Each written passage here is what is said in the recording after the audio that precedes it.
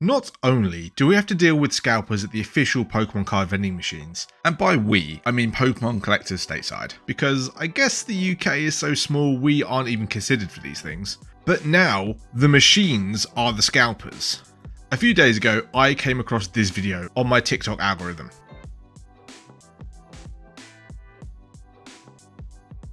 Yes, you saw that right, £16 for a booster pack of Phantasmal Flames. £16! To put that into perspective for the US and European viewers amongst you, that's $21, 18 euros for a single booster pack. This feels like we're in the final forms of the scalper endgame boss. We really are living in the dark times of this hobby. The account that's advertising this is Drop II Trading Cards. I'm putting their name out there because it's disgusting and they need to be shown that this is wrong. Central London's first TCG vending machine. Yeah, and with those prices, here's hoping it's the last. Got him! Thankfully, their account is relatively small, which is ironic, I know, coming from me. So do me a favour and go follow me over on Instagram and TikTok so we can outpace the scalpers. This is obviously not an advert for them, it's the complete opposite. This is a warning. If you see this machine in Charing Cross, avoid it. It's not worth buying packs of cardboard for £16 a pop.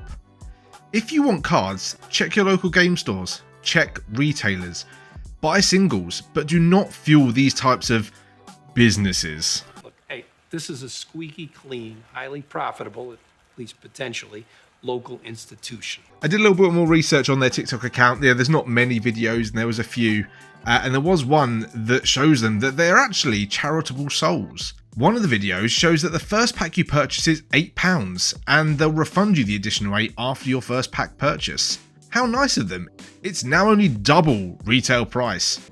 We're doing the Lord's work here. But also, what's to stop one person bringing a whole gang of their friends, each with 4 or 5 credit cards, and taking absolutely every single pack at this new discounted price? Like, honest, I don't understand how that works. And how they can even police that. It's a vending machine. It is worth saying that this video was bought out 1 or 2 days before the release date of Phantasmal Flames. And they were using this £16 per booster pack price to deter bulk buyers. Which, to me, is kind of ironic because I feel that this is how they probably got the majority of their stock. It's so that everyone could have a chance before a release day. Do you know what you could have done? You could have lowered the price. You could have waited till release day and left it at a normal price that everyone else was selling it at.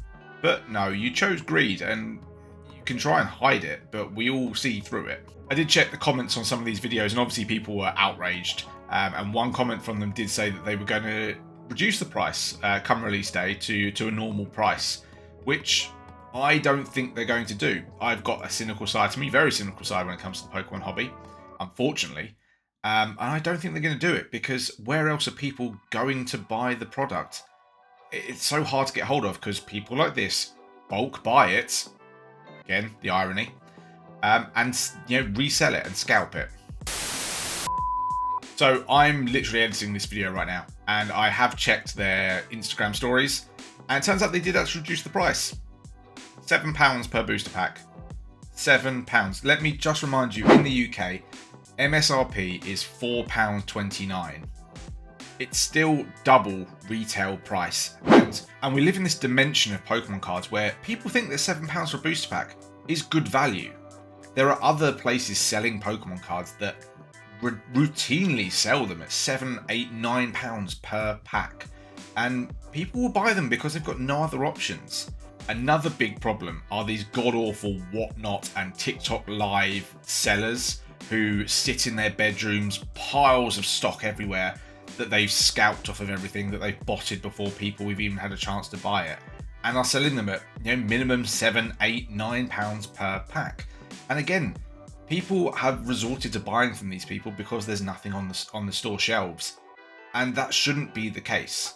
I can hear some of the comments of what people were saying, trying to defend these guys. Oh, they're just entrepreneurs. They're trying to make some money on the side. We're trying to support small business. There's no harm in that. The harm is to the hobby.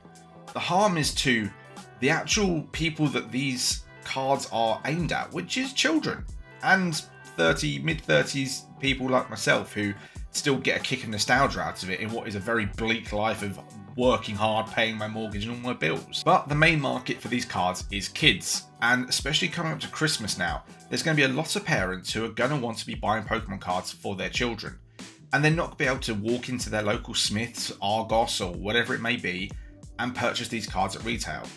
And they will see that the only place they can get these cards are these TikTok sellers and whatnot sellers. And they will almost be brainwashed as well that, oh, okay, one pack of these cards is £7. Because they don't know any better, they'll pay £7 per pack. And then that encourages more of these people to sell on live and whatnot auctions or whatever these people do to try and entice more people into their live streams. And like I say, this will convince more and more people to do what these people are doing. Take stock that would have gone to retail shelves or would have been available to the general public, buy them up, open them up, inflate the prices and scalp the hell out of everyone of their hard-earned money. There was actually another example that came across my feed, which is this one. Now, I've made comments in the past that a lot of these investors that have come into the Pokemon hobby are the ex-sneaker bros. You know, the guys that thought that sneaker knowledge... But you know what I like a lot more than materialistic things? Knowledge. ...was going to make them billionaires because they had a pair of Air something or Air Jordans that was going to make them a millionaire. So this store is called Off Season and it's located in Nottingham, very near to where I live. And it is a clothing store. It mainly sells very expensive shoes and high-end like streetwear, I guess. I don't really know. I'm not up with fashion. You can tell I know nothing about sneakers. As long as it's the right size and it's comfortable, that's as far as I go with shoes. Now, I've not been in this store. Like I said, I have no interest in sneakers whatsoever. But the video shows there may be an inkling of truth. The sneaker bros have infiltrated the Pokemon hobby and now just aren't even hiding it.